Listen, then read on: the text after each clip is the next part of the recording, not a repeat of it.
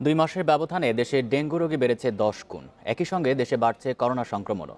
অনেকে এখন একসঙ্গে আক্রান্ত হচ্ছেন 2 ভাইরাসেই। এতে দেখা দিচ্ছে নানা জটিলতা। ঢাকা শিশু হাসপাতাল অন্য রোগের বিশেষায়িত চিকিৎসার পাশাপাশি চালু করা হয়েছে 18 বেডের করোনা ইউনিট। এখানে ভর্তি শিশুদের 3 জন একই সঙ্গে ডেঙ্গু ও করোনায় আক্রান্ত। অবস্থা গুরুতর হওয়ায় 2 জনকে নিতে হয়েছে আইসিইউতে। তাদের বয়স 3 বছরের কম।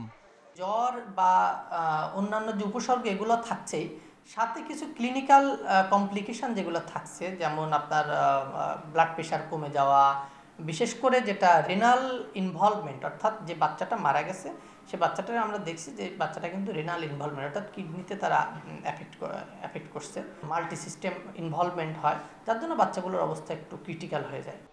দেশে গত 15 দিন ধরে বাড়ছে করোনা সংক্রমণ। প্রতিদিন শনাক্ত হচ্ছে 2000-এর বেশি। বাড়ছে ডেঙ্গু আক্রান্তের সংখ্যাও। 2 মাস আগের তুলনায় এ মাসে আক্রান্তের সংখ্যা বেড়েছে 10 গুণ। ফলে একই ব্যক্তির 2 ভাইরাসে আক্রান্ত হওয়ার ঝুঁকি বাড়ছে।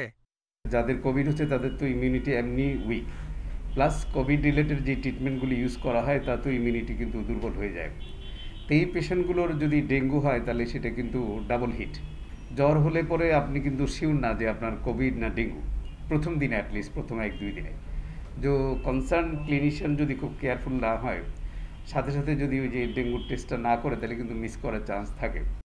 করোনা ও ডেঙ্গু 2 রোগের ক্ষেত্রেই মূল উপসর্গ জ্বর।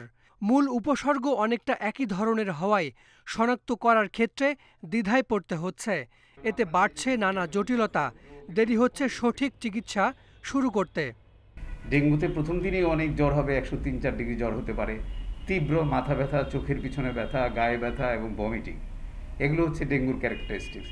তো প্রথম দিকে ক্লিনিশিয়ান যদি এই দুইটা ডিফারেন্সিয়েট করতে পারে তাহলে কিন্তু সে সেগ্রিগেট করতে পারে ক্লিনিক্যালি কোনটা ডেঙ্গু কোনটা কোভিড। অবশ্যই খুব দ্রুত রোগ নির্ণয় করা যায়, র্যাপিড টেস্ট যেগুলো করা যায়, সেটা ডেঙ্গু এবং কোভিডকে সেগ্রিগেট করতে হবে হাসপাতালকে, এবং হাসপাতালগুলোতে আলাদা ট্রায়াস থাকতে হবে, আলাদা ডেঙ্গু সেল থাকতে হবে, আলাদা কোভিড সেল থাকতে হবে। এটা করা খুব জরুরি। অবস্থা বিবেচনায় করোনা আক্রান্তদের জ্বর না কমলে ডেঙ্গু পরীক্ষার পরামর্শ দিচ্ছেন চিকিৎসকেরা। Hasan Misbah, independent news, Dhaka.